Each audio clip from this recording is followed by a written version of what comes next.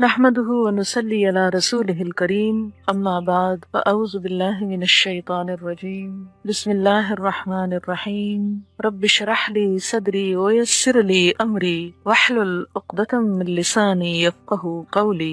تو اللہ تعالیٰ کے ساتھ بہترین تعلق استوار کرنے کے لیے ضروری ہے کہ اللہ کی صفات پر غور و فکر کرتے ہوئے ان صفات کے مطابق اپنے طرز عمل کو بدلا جائے۔ اگر طرز عمل نہیں بدلے گا تو اس کے ساتھ تعلق درست نہ ہو سکے گا، آپ اس کے محبوب بندے نہ بن سکیں گے۔ دنیا میں بھی آپ دیکھیں کہ جب آپ کسی انسان سے دوستی کرتے ہیں تو اسی بنا پہ دوستی ہو سکتی ہے جب آپ کو اس میں اپنے والی خصوصیات نظر آئیں کہ نہیں۔ اگر ٹوٹلی اپوزٹ قسم کی خصوصیات ہوں اور کوئی بھی چیز کامن نہ ہو تو تعلق نہیں رہ سکتا۔ اس کا یہ مطلب ہرگز نہیں کہ ایک شخص دوسرے کی فوٹو کاپی ہوگا یا ہم شکل ہوگا یا بالکل ہی ہم عمر ہوگا کہ ایک ہی دن کی پیدائش ہو، ڈیٹ آف برتھ ہو، یا ایک ہی اسٹیٹس ہوگا یا ایک ہی بیک گراؤنڈ ہوگا، یہ ضروری نہیں ہے۔ تو اللہ سے تعلق میں بھی یہ چیزیں نہیں کامن، نعوذ باللہ کہ ہستی میں کوئی برابری ہو یا کوئی کسی بھی اور چیز میں برابری، لیکن جب تک ان صفات کا عکس ہم میں نہ آئے ہم اللہ کی نگاہوں میں جچ نہیں سکتے۔ جیسے آپ کسی انسان کی نگاہ میں جچ نہیں سکتے جب تک آپ اس کے معیار پہ پورے نہیں اترتے، آپ کے اندر وہ چیز اسے نہیں نظر آتی جو اس کا ایک خاص معیار ہے۔ اب دیکھیں نا کہ عموماً دوستی کب ہوتی ہے؟ جب کچھ چیزیں کامن ہوں۔ اسی لیے کہا جاتا نا کہ انسان اپنے دوست سے پہچانا جاتا ہے کہ وہ خود کیا چیز ہے، کیونکہ دوستی انسان اسی سے کر سکتا ہے کہ جس سے دوستی کی جا رہی ہے اس کے اور اس کے درمیان کوئی کامن کیریکٹرسٹکس یا خوبیاں یا عادات یا کوئی بھی چیز ایک جیسی ہو۔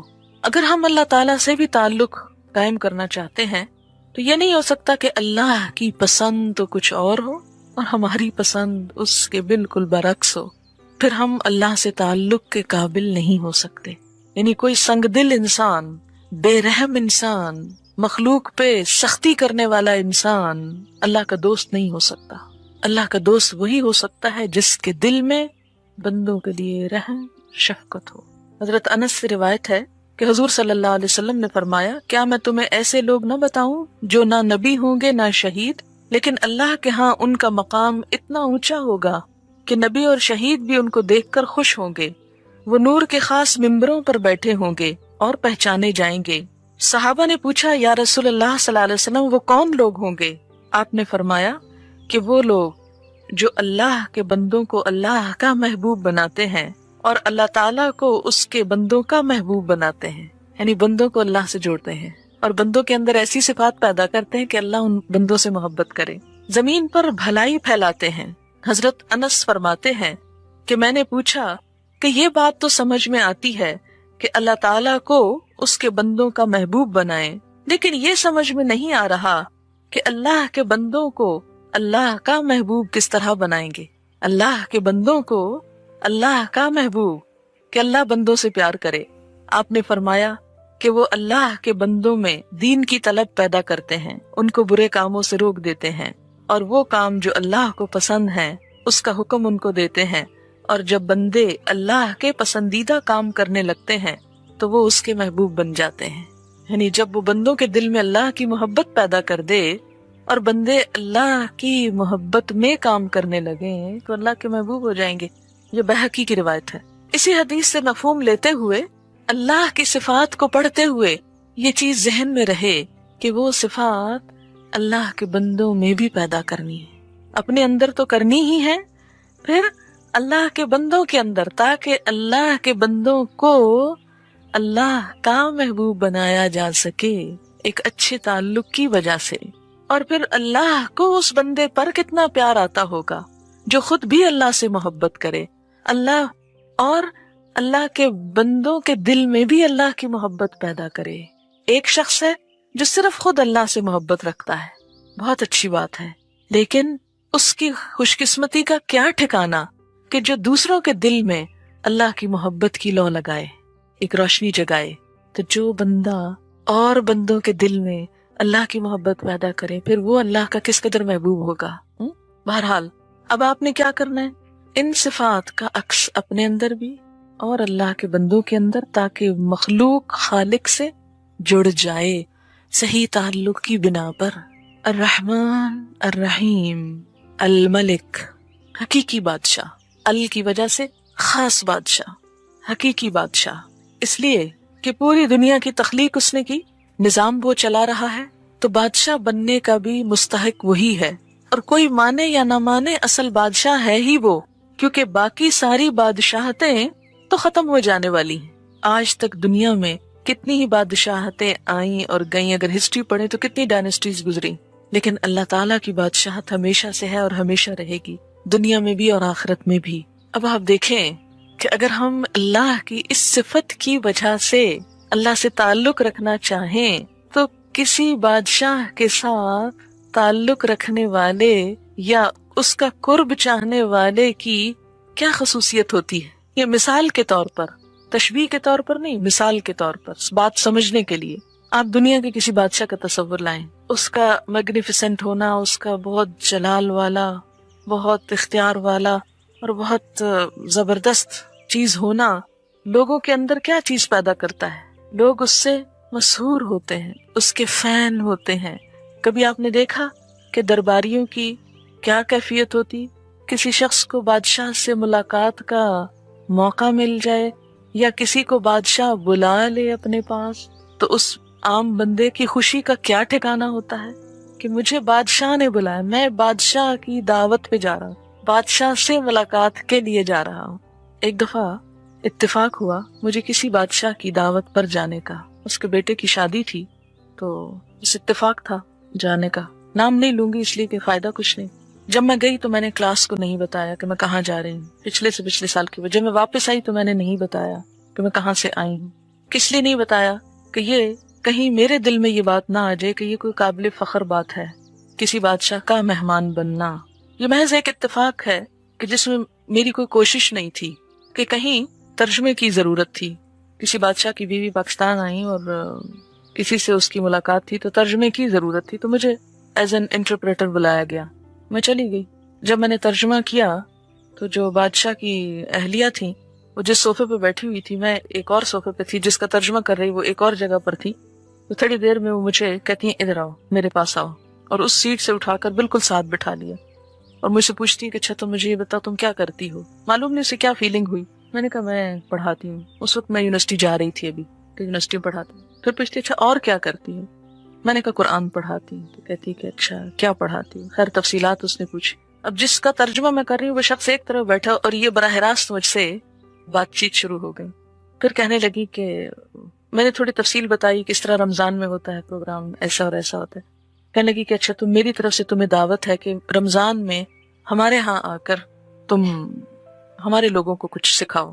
میں نے معذرت کی، میں نے کہا کہ میں سمجھتی ہوں کہ ہمارے لوگوں کو بہت ضرورت ہے اور یہاں میرا رمضان بہت ہی اچھا گزرتا ہے، اگر آپ کہیں تو رمضان کے علاوہ میں کسی وقت آ سکتی ہوں لیکن رمضان میں نہیں، کیونکہ رمضان کا مہینہ ایک ایسا مہینہ ہوتا ہے کہ جب ہر ایک کا رجحان اللہ کی طرف ہوتا ہے، اور اگر اس مہینے کو ضائع کر دیا جائے تو گویا آپ سمجھے کہ سارے سال کا کام ایک طرف اور وہ ایک مہینہ ایک طرف۔ میرا ذاتی فائدہ کہ ایک بادشاہ کی دعوت پر میں ایک ایسی جگہ پر جاؤں اور وہ کروں، دنیاوی لحاظ سے بہت گلیمر تھا اس میں، لیکن اس کو میں نے کہا کہ نہیں مجھے یہی کام کرنا، لیکن پھر کسی وقت۔ بہرحال جب اس کے بیٹے کی شادی ہوئی تو اس شادی پر پھر جو دعوت نامہ آیا تو اس میں مجھے بھی جانا تھا۔ بہرحال ہم شادی اٹینڈ کرنے کے لیے گئے اور سب کچھ دیکھا، تو میں سارا وقت میں تو اپنے تبلیغی نقطہ نظر سے ہر چیز کا جائزہ لیتی رہی کہ لوگوں کے سخت ایکسپریشنز کیا ہیں، لوگوں کے ساتھ کیا سلوک کیا جا رہا ہے، کس طرح ان کو ریسیو کیا جا رہا ہے، کس طرح، کیونکہ جب ہم لوگ ایئرپورٹ پہ پہنچے تو وہ خود ایئرپورٹ پر موجود تھیں مہمانوں کے استقبال کے لیے، تو سارا دن وہ ایئرپورٹ پر ہی رہیں کہ مختلف ممالک سے جو وفد آ رہے تھے ان کو وہ پرسنلی ریسیو بھی کر رہی تھی۔ خیر اس سے میں سارا وقت جنت کا اور آخرت کا اور اللہ کی مہمانی کا اور اس کی بادشاہت کا اور اس کے سارے اسی میں ہی گم رہی کہ وہ کیا چیز ہوگی، اور جب اس کو سوچا تو اس دنیا کی بادشاہت کا 1% بھی مروب نہیں کر سکا۔ دل میں ایک لمحے کے لیے بھی نہ حسرت آئی، نہ خیال آیا، نہ ہی کوئی چیز امپریس کی کہ ہائے ان کے پاس اتنا ہے اور یہ ہے اور یہ، کچھ بھی نہیں، کیونکہ جب بندے کی نظر کہیں اور ہو تو پھر باقی چیزیں، یہ نہیں کہ حقیر سمجھنا، نہیں، جو جس کا احترام ہے، جو جس کا مقام ہے وہ اپنی جگہ ہے، لیکن اس سے مجھے الملک کے ساتھ ایک تعلق اور تعلق والوں کو سمجھنے کا موقع ملا. کس قدر خوشامد کرتے ہیں لوگ، کس قدر ادب آداب، کس قدر جھکنا، کس قدر آگے پیچھے ہونا اور پاؤں زمین پہ نہ ٹکنا کہ ہم بادشاہ کے ساتھ ساتھ ہیں. تو میں سوچتی ہوں کہ جو انسان اللہ کو الملک مانتا ہے، پھر اس کے دل میں اللہ کے ساتھ تعلق رکھنے کا کیسا شوق ہو سکتا ہے، اور اس کے ساتھ تعلق رکھ کر پھر اس کی خوش قسمتی اور اس کے نصیب کا کیا ٹھکانہ. تو وہی بادشاہ حقیقی ہے، اور اس بادشاہ حقیقی کے ساتھ تعلق کا ایک ادب ہے، ایک احترام ہے، ایک شان ہے، اسے ملحوظ رکھنا بھی ضروری ہے. اور پھر کہ جب انسان اللہ کو بادشاہ مان لیتا ہے تو دنیا کے بادشاہ ان سے مروب نہیں ہوتا، متاثر نہیں ہوتا، ان سے مفاد یا فائدے اٹھانے کے لیے اپنے اللہ کے تعلق کو کمزور نہیں کرتا، بلکہ اللہ سے تعلق ہر حال میں اہم ترین چیز رہتا ہے. کوئی بھی دنیاوی بادشاہت جو ہوتی ہے، یہ بادشاہ ہونا جو ہوتا ہے، وہ دنیاوی آرام اور راحت اور خوشیوں اور عزت اور دنیا کی جو چیزیں انسان سوچ سکتا ہے، ان سب چیزوں کا ایک نچوڑ ہوتا ہے نا. کہ دنیا میں انسان یعنی جیسے جنت کا ایک نظارہ ہے کہ جنت میں ہر خواہش پوری ہوگی. آپ کسی بادشاہ کے مہمان ہو، آپ کی ہر خواہش پوری ہوگی، آپ جو چاہیں فرمائش کریں، جو چاہیں آرڈر کریں، جو چاہیں طلب کریں، جو چاہیں تمنا کریں. لیکن دنیا کے بادشاہوں کی ایک لمٹ ہوتی ہے نا، اس لیے وہ اپنی لمٹ کے اندر ہی وہ تمنائیں پوری کرتے. لیکن اللہ کے خزانے تو بہت وسیع ہیں، جو سب دے کے بھی کچھ ختم نہیں ہوتا. اس میں سے جو شخص کسی دنیا کے بادشاہ سے تعلق رکھ کے اپنے آپ کو بڑا سیکیور محسوس کرتا ہے، بڑا پراؤڈ فیل کرتا ہے، اگر وہ اللہ کی بادشاہت کا تصور کرے اور اس سے تعلق کا اور قیامت کے دن اللہ کا مہمان ہونے کا اور اس حفاظت کا، تو انسان کے دل میں دنیا کی کسی بھی چیز کی خواہش باقی نہیں رہتی. ہر چیز فیک، معمولی اور پھیکی لگنے لگتی ہے. کوئی چیز پھر انسان کو اٹریکٹ نہیں کر سکتی. لیکن اگر وہ تصور دھندلا ہوگا تو یہاں کی چیزیں آپ کو کھینچیں گی اور آپ اپنے مقصد سے غافل ہو جائیں گے. الملک. پھر عموماً آپ دیکھیں گے کہ دنیا کے بادشاہوں کی بادشاہت کے ساتھ طرح طرح کے افسانے اور کہانیاں اور کرپشن کے قصے، ظلم و ستم کی داستانیں اور کئی ایک کہانیاں مشہور ہوں گی. لیکن القدوس، وہ بادشاہ ہوتے ہوئے نہایت پاکیزہ. دنیا کے آپ کسی بادشاہ کا نام نہیں لے سکتے کہ جس کی ذات کے ساتھ کوئی افسانہ یا کوئی اسکینڈل مشہور نہ ہو یا سنا نہ جا سکے. کیونکہ جب کسی انسان کے اندر بہت سا اقتدار آتا ہے، قوت آتی ہے، عروج آتا ہے، یا اس کے ساتھ دنیا کی ہر چیز پر اس کا ہاتھ ہوتا ہے، تو پھر اسے ظلم سے استعمال کرے، کسی بھی طریقے سے استعمال کرے، وہ اس کو اپنے لیے جائز سمجھتا ہے، اور اس طرح حدود پر قائم رہنا مشکل ہو جاتا ہے.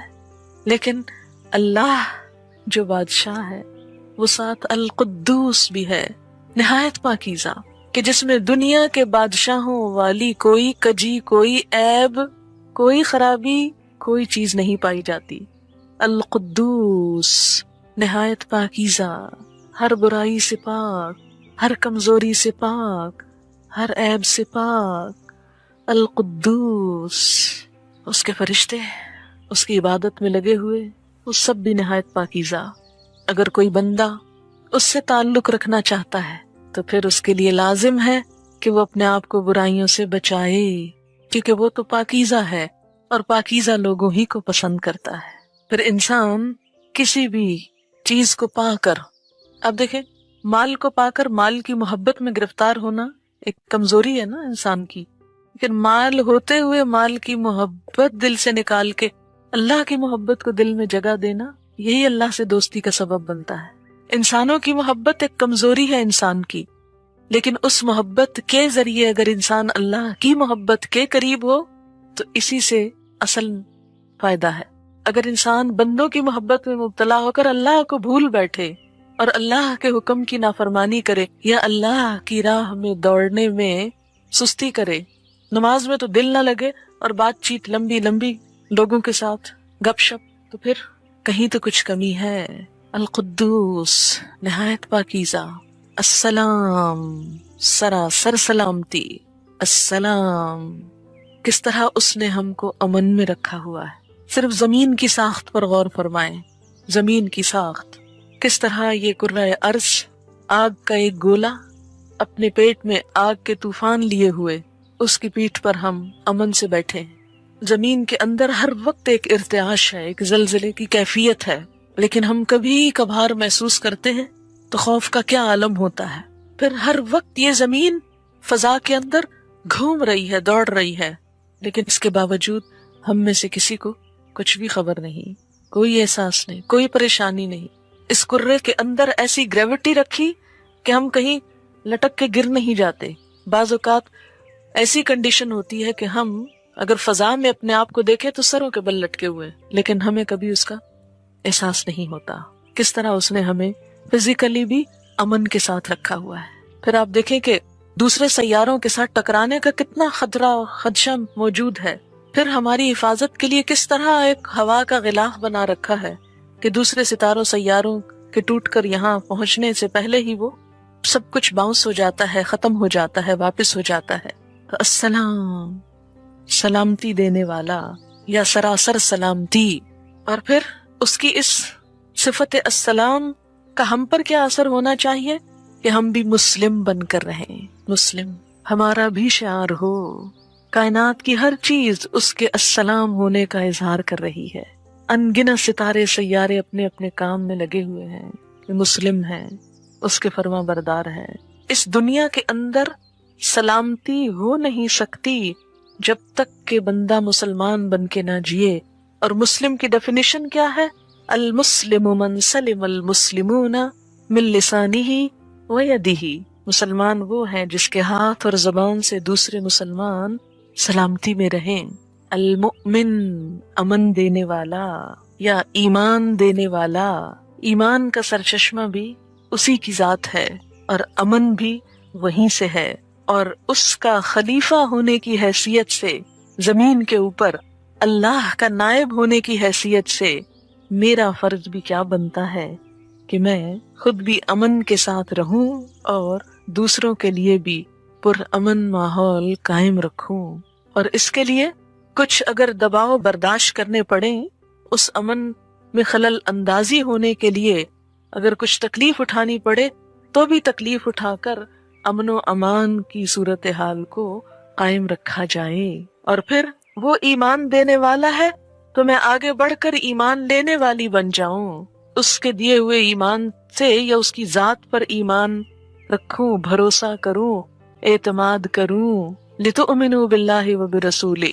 اور اسی طرح بندوں کے دل میں بھی ایمان جگاؤں۔ جتنا جتنا دوسروں کے دلوں میں ایمان کی شمعیں جلائیں گے اپنے اندر جلیں گی، خود زیادہ مضبوطی آئے گی۔ مؤمن، کیا میں بھی امن کی پیغامبر ہوں یا فساد جھگڑا اٹھانے والی؟ حمالۃ الحطب۔ اللہ نے اگر ایمان مجھ تک پہنچا دیا، کیا میں اس کی مخلوق تک پہنچا رہی ہوں؟ کتنے ہی بندے اس کے ایسے ہیں جو کافر ہیں، جو ایمان سے خالی ہیں۔ کیا میں نے کوئی کوشش کی کہ ان بندوں تک ایمان کو پہنچاؤں، یا صرف اس کی یہ نعمت لے کر بیٹھ گئی اپنی ہی ذات تک؟ کسی بھی چیز کی قدردانی تو اسی وقت ہو سکتی ہے، شکر گزاری تو اسی وقت ہو سکتی ہے کہ جب اس کی دی ہوئی نعمت کا صحیح استعمال کیا جائے۔ مثلاً اگر آپ اپنے بچے کو ایک پینسل تراش لے کر دیں، شارپنر، اور وہ اس میں پینسل کی بجائے پین تراشنے لگے تو پین کا بھی کباڑا ہوگا اور پینسل تراش کا بھی، تو آپ کیا کہیں گے کہ اس نے قدردانی نہیں کی اس کو غلط استعمال کر کے۔ کسی بھی چیز کا یہی حال۔ مثلاً آپ لوگوں کو یہاں پڑھنے کے لیے یہ کمرہ مہیا کیا گیا، کرسیاں دی گئیں کہ آپ ان پر بیٹھ کر علم حاصل کر سکیں، اور کچھ لوگ ان پر لکھنے اور ان کو پھاڑنے کے کام میں لگ گئے، تو انہوں نے دراصل کیا کیا؟ امن میں خلل اندازی کی، اور اس کے علاوہ اس نعمت کی جو انہیں بغیر کسی قیمت کے ملی تھی اس کی قدردانی نہ کی۔ تو جب بندہ اللہ کا حق ادا نہیں کرتا، جیسا کہ آتا ہے وما قدر اللہ حق قدرہ، تو یہی ہے ناشکری کہ اس نے تو ہمیں ایمان دیا، امن دیا، ہم اسے آگے نہ پہنچا سکے، آگے نہ دینے والے بنے۔ اس نعمت کا صحیح استعمال نہ کیا، قدردانی نہ کی۔ المہیمن، نگہبان، وہ ہماری نگہبانی کر رہا ہے، حفاظت کر رہا ہے۔ ہم اس کی حدود کی کس حد تک نگہبانی کرتے ہیں، اس کی بتائی ہوئی بنائی ہوئی حدوں کو کس طرح ان کا خیال رکھتے ہیں۔ مہیمن، العزیز، سب پر غالب، زبردست۔ اگر وہ العزیز ہے تو مجھے کیسا ہونا چاہیے؟ اس کے سامنے جھک جانا چاہیے، اس کی اطاعت کرنا چاہیے، اور یہ سوچ لینا چاہیے کہ وہ مجھے پکڑنے پر پوری طرح قادر ہے۔ میں کہیں بھی اس سے بھاگ کر جا نہیں سکتی، کہیں بھی فرار حاصل نہیں کر سکتی۔ العزیز، عزت والا، غلبے والا، الجبار، سب سے زبردست، الجبار، سب سے زبردست۔ یہ اس لیے بتایا گیا کہ کہیں انسان اس کی صفت رحمت کو دیکھتے ہوئے منمانی نہ کرنے لگے، گناہوں میں شیر نہ ہو جائے، اور یہ نہ سوچے کہ میں جو چاہوں کر لوں، اللہ تعالیٰ تو رحمان و رحیم ہے۔ نہیں، وہ دوسری طرف الجبار بھی ہے، بہت زبردست بھی ہے، المتکبر، بڑائی اور بزرگی والا، بڑا ہی ہو کر رہنے والا۔ یہ تو بس اللہ ہی کی صفت ہے۔ کسی بھی بڑے کے سامنے چھوٹا کیا کرتا ہے؟ عاجزی سے رہتا ہے۔ اگر کوئی کمزور ہستی کسی کی بڑائی چھیننے لگے، بڑا بننے لگے، تو وہ اس کو زیب ہی نہیں دیتی۔ کوئی بھی انسان جب ایسا کوئی کام کرے کہ جس کا وہ اہل نہیں، تو وہ چیز اس کو بدنما بنا دیتی ہے۔ ایک شخص جو کچھ بھی پڑھا لکھا نہ ہو، اگر استاد بننے کی کوشش کرے تو وہ اس کام کو آسان طریقے سے ادا نہ کر سکے گا، اس کو بدنما بنا دے گا۔ بڑائی صرف اللہ کی صفت ہے، بڑا ہو کر رہنے والا صرف وہ ہے، اسی کا حق ہے۔ تکبر اسی کے لائق ہے۔ اگر کوئی انسان جو حقیقت میں چھوٹا ہے، اگر تکبر کرنے کی کوشش کرے گا، بڑا بننا چاہے گا، تو کیا ہوگا؟ یہ تکبر اس کو بدنما بنا دے گا۔ اگر اللہ المتکبر ہے تو مجھے سب سے بڑھ کر عاجز بن جانا چاہیے، اور اس کے تکبر کو کبھی بھی اپنی طرف لانے یا اپنے اندر لانے کی کوشش نہیں کرنی چاہیے۔ جیسا کہ روایت میں آتا ہے، اس کا مفہوم کچھ اس طرح ہے کہ تکبر میری چادر ہے، یعنی بڑائی صرف اللہ کو زیب دیتی۔ اگر کوئی وہ مجھ سے لینے کی کوشش کرتا ہے، یعنی اللہ کی چادر چھیننے کی کوشش کرتا ہے، تو اللہ کے غضب کو دعوت دیتا ہے، یعنی وہ اللہ کی ناراضگی کو دعوت دیتا ہے، کیونکہ وہ خود المتکبر ہے۔ اس لیے اسے اپنے سوا کسی دوسرے کے اندر یہ صفت گوارا نہیں، کیونکہ کوئی اور اس کا اہل ہی نہیں، اس کے قابل ہی نہیں، اس پر سوٹ کرتا ہی نہیں۔ آپ دیکھیں کہ جب آپ کوئی لباس اپنے اوپر پہننے لگتے ہیں تو کیا یہ کبھی نہیں دیکھتے کہ آپ کو سوٹ کرتا ہے کہ نہیں؟ آپ نے دیکھا ہوگا کہ باقاعدہ اس چیز کی ٹریننگ دی جاتی ہے کہ کس شخصیت پر کس ڈیزائن، کس رنگ، کس مٹیریل اور کس کلر کے لباس زیب دیتے ہیں۔ پتہ نہیں آپ نے اس موضوع پر کبھی کچھ پڑھا ہے یا نہیں۔ مجھے کافی عرصہ پہلے اس پر کچھ پڑھنے کا اتفاق ہوا تھا کہ بیضوی شکل کے چہروں پر، اس رنگ کے شکلوں پر کون سے رنگ اور کون سے لباس اور کون سے ڈیزائن جو ہے وہ سوٹیبل ہوتے ہیں۔ باقاعدہ ایک فن ہے یہ۔ لباس کے معاملے میں کس قدر کانشیس ہیں ہم کہ نہیں، یہ سوٹ نہیں کرتا مجھ پر، یہ رنگ میرے لیے اچھا نہیں، حالانکہ وہ بڑا خوبصورت رنگ ہو سکتا ہے۔ تو بالکل اسی طرح کچھ عادات کا رنگ بھی اور کچھ صفات بھی آپ کے لیے سوٹ نہیں کرتی، آپ کو زیبا نہیں، آپ ان کے اہل نہیں، وہ آپ کو اپنے اندر نہیں لانی چاہیے۔ اور انہی میں سے ایک صفت المتکبر کی ہے۔ بڑا بننے کی کوشش مت کریں، تکبر نہ کریں۔ جو دنیا میں تکبر کرے گا، آخرت میں ذلیل و رسوا ہوگا، چیونٹیوں کی شکل میں اٹھایا جائے گا، اور لوگ پاؤں تلے ان کو روند رہے ہوں گے۔ جہنم کے ایک غلیظ ترین نالے میں اسے رکھا جائے گا، جس کی بدبو نہایت شدید ہوگی۔ اسی طرح کہا جاتا ہے کہ تکبر اللہ کی صفت ہے۔ جب انسان تکبر کرتا ہے تو اللہ کی کبریائی میں شریک ہو کر شرک بھی کرتا ہے۔ جب انسان تکبر کرتا ہے تو ایک طرح سے شرک کا ارتکاب کرتا ہے، اور اس طرح اپنے آپ پر ہی ظلم کرتا ہے، کیونکہ وہ بڑا بن تو سکتا ہی نہیں، لیکن جب وہ کوشش کرتا ہے بڑا بننے کی، جب بڑا بننے کی کوشش کرتا ہے تو اس کو زیب ہی نہیں دیتا. جیسے کہ گدھا شیر کی کھال پہن کر اگر شیر بننا چاہے تو وہ شیر بن سکتا ہی نہیں، اور وہ اس کو سوٹ کرتا ہی نہیں، وہ الٹا اس کی شامت بلانے کا سبب بنے گا. اسی طرح جو صفت ہم کو زیب نہیں دیتی وہ المتکبر ہونے کی ہے، بلکہ یہ اللہ کی صفت ہم سے کیا تقاضا کرتی ہے کہ اگر ہم اللہ سے تعلق رکھنا چاہتے ہیں تو عاجز بن جائیں، تکبر اپنے اندر سے نکال پھینکے. اس لیے فرمایا کہ رائی کے دانے برابر بھی تکبر ہوگا تو اللہ کی جنت میں داخل نہ ہو سکو گے. رائی کا دانہ، اتنا چھوٹا سا تکبر بھی. تو تکبر اپنی گفتگو میں، اپنے قول میں، اپنے رویے میں، اپنے بولنے کے انداز میں، کسی بھی چیز میں ناپسندیدہ ہے. ہاں، پوری دنیا آپ کے دروازے پہ لا کے ڈھیر کر دی جائے تو بھی آپ کو حق نہیں تکبر کا، کیونکہ خود زمین کی حیثیت پوری کائنات کے اندر کتنی ہے؟ بس ایک ذرے سے بھی کم کی، مائکروسکوپک ذرے کی، اور اس پر اتنے سارے کانٹیننٹس اور ملک، اور اس کا بھی صرف ایک حصہ خشکی ہے، 3 حصے پانی، اور اس ایک حصہ خشکی میں بھی کتنے کانٹیننٹس، اور ان کانٹیننٹس میں سے بھی کتنے کنٹریز، اتنے کنٹریز میں سے پھر سٹیز. سٹی میں آپ کا نام، آپ کی ذات، کیا حیثیت ہے اس کی؟ کچھ بھی نہیں. ایک قلم کی نوک پر چمٹے ہوئے لاکھوں کروڑوں جراثیموں میں سے ایک جراثیم، بس ابتدا تو وہیں سے ہوئی نا، ایک جراثیم سے. تکبر کہاں کو زیب دے گا؟ سوٹ ہی نہیں کرتا، ہضم ہی نہیں ہو سکتا.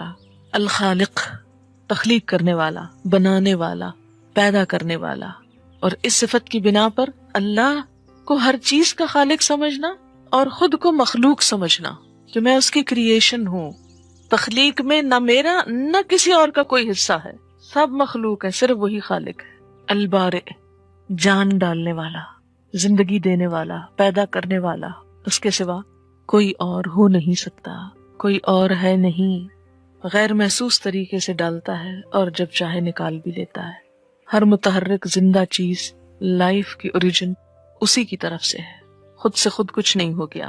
المصور، تصویر کشی کرنے والا، اوریجنلی ڈیزائننگ کرنے والا، ہر چیز کی اصل ڈیزائنر وہی ہے. آپ دیکھیں پہاڑوں کو کیسے ڈیزائن کیا، پتوں کو، پھولوں کو، انسانوں کے اندر ایک آنکھ کو کبھی آپ دیکھیں کیسے ڈیزائن کیا اس نے. بظاہر تو ہمیں دور سے سفید اور کالی چیز نظر آتی ہے نا، لیکن اگر قریب سے کسی کی آنکھ دیکھیں تو وہ جو کالا حصہ ہے اس کے اندر پھر حصے ہیں، اور اس کے اندر پھر باریک باریک لائنیں ہیں. کتنا خوبصورت ڈیزائن کیا. اگر ان کی جگہ 2 بٹن رکھ دیتا کیا حال ہو گیا ہوتا ہمارا، یا 2 سوراخ ہی رکھ دیتا اور بس کیا لگتے ہم. المصور. اور اسی اپنی صفت کی وجہ سے اس نے انسانوں کے لیے تصویر کشی کو ناپسندیدہ قرار دیا، خصوصاً جاندار چیزوں کی. یعنی کوئی بھی شخص البارئ نہیں ہو سکتا تو المصور بننے کی بھی کوشش نہ کرے، لیکن اس کی بنائی ہوئی تصویروں پر، خصوصاً انسانوں پر غور و فکر کرتا رہے. اور جب کوئی حسین انسان، خوبصورت انسان نظر آئے تو بجائے اس کا عاشق ہونے کے اللہ کا ہوا جائے جس نے یہ تصویر بنائی. پھر آپ انسانوں سے امپریس نہیں ہوں گے، پھر انسانوں کے غلام نہیں ہوں گے، بس پھر اللہ کے ہوں گے کہ سبحان اللہ، جس نے یہ صورت بنائی وہ ہے کون، جس نے یہ شکل بنائی. اور جب انسان اللہ سے صحیح تعلق نہیں رکھتا تو وہ اللہ کو بھول جاتا ہے اور اس تصویر کو پوجنے لگتا ہے، اور یہیں سے شرک کا دروازہ کھل جاتا ہے. المصور. آپ دیکھیں کہ اس نے دماغ کی بھی کیسی ہماری ساخت بنائی، کتنی زبردست، کتنی خوبصورت، کہ جس کی بنا پر ہم آگے ڈیزائننگ کرتے ہیں اور تصویریں بناتے ہیں یا مختلف چیزوں کو امیجن کر سکتے ہیں.